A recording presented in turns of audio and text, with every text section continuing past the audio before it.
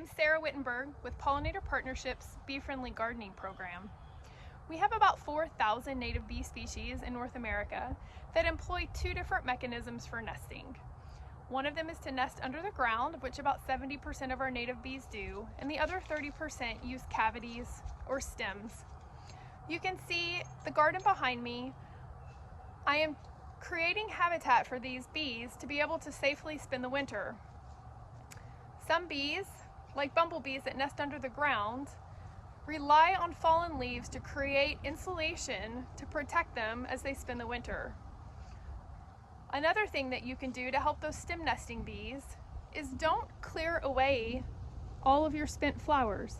Instead, cut those stems to varying lengths between 8 to 24 inches.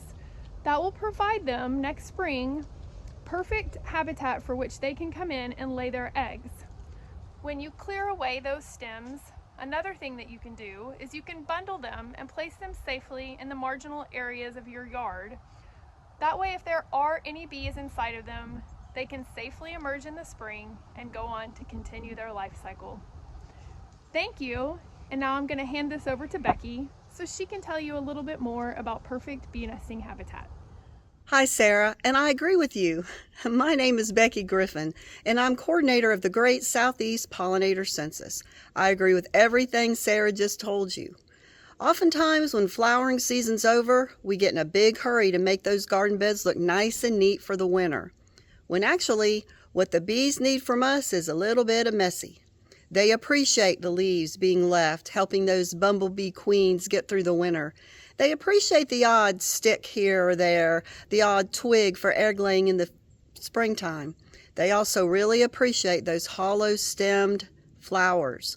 Things like goldenrod, Joe Pye weed, even some coneflower. Those tiny little openings are perfect nesting areas for many of our native bees. So when you get the urge to make things too neat, stay out of the garden. Leave those wonderful things that the bees can use to help conserve them and expand their populations.